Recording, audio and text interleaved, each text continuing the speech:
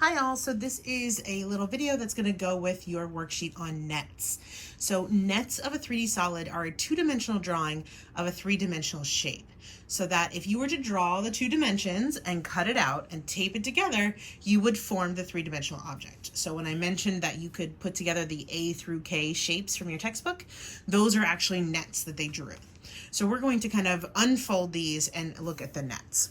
So we're going to start with the square, and that's this one.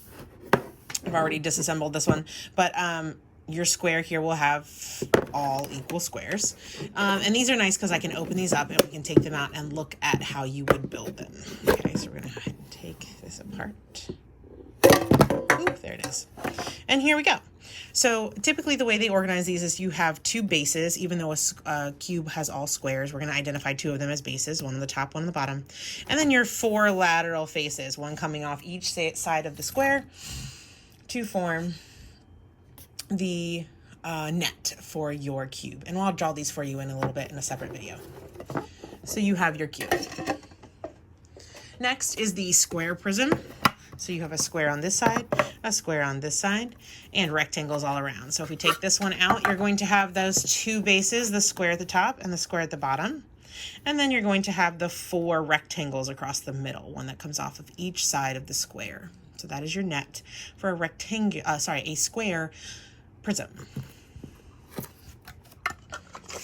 Next is our triangular prism. So our triangular prism has a triangle on both sides and rectangles all the way around. If we open this one up, you're going to see those triangles at the top and the bottom, those two bases, and then we open it up to see the lateral rectangles across the middle. This one, just because of the size of it, they kind of look more like squares, but they're usually not. They're usually rectangles, and so that's our net for the triangular prism.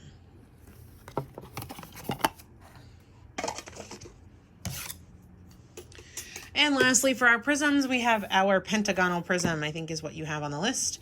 And if we open this one, it's going to be the same type of thing. You can kind of notice the patterns. Our prisms typically have our two bases, one at the top and one at the bottom. I'm going to move them to the sides.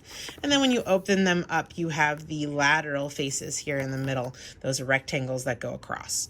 And there are 5 sides to my base, so there are 5 rectangles that are lateral faces. And kind of draw them across the middle. And those are our prisms.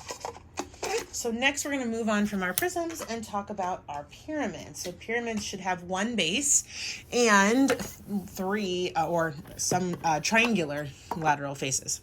So here's your triangular prism, your triangular pyramid. This one has a triangle base and triangles for their lateral faces coming up to this apex, right? So my base opposite my apex. When I take this out, I'm going to have my base in the middle. So for pyramids, we have our base in the middle, and then there's a triangle that comes off each of those sides. Okay, so this one has 3 lateral triangles as its lateral faces. Next would be our square pyramid. So we've got our square on the bottom opposite the apex, and then we will open this and take a look at our net. So if we do that, this one doesn't put the square in the middle, but when I draw it, I will.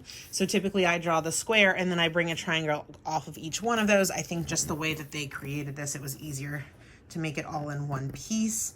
It has 4 triangles because it has 4 lateral faces. So this folds back up into my square pyramid. And last of our pyramids is this one. This is our pentagonal pyramid. You see the pentagon on the bottom opposite the apex of the pyramid, and then the triangles all around the sides. We open this one up. Again, when I draw this, I'm going to put this in the middle, but you've got your base, and then you've got 5 triangles to make your 5 lateral edges.